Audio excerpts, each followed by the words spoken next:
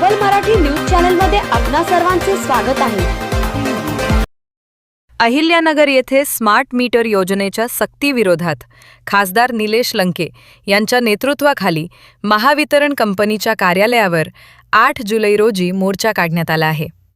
वाढीव वीज बिले, अघोषित लोडशेडिंग आणि स्मार्ट मीटरच्या मनमानी कारभाराला कंटाळून हे आंदोलन करण्यात आले असून ही योजना तात्काळ बंद करण्याची आक्रमक मागणी त्यांनी केली आहे।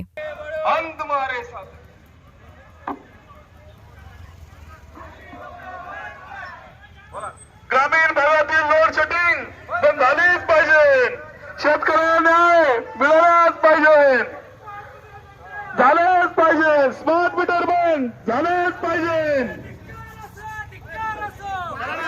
स्मार्ट मीटर सक्तीचा निषेध असो, खाली डोकं वर पाय, खाली डोकं वर पाय, हम तुम्हारे साथ है। खासदार साहेब तुम्ही महावितरण कंपनीचा धिक्कार असो,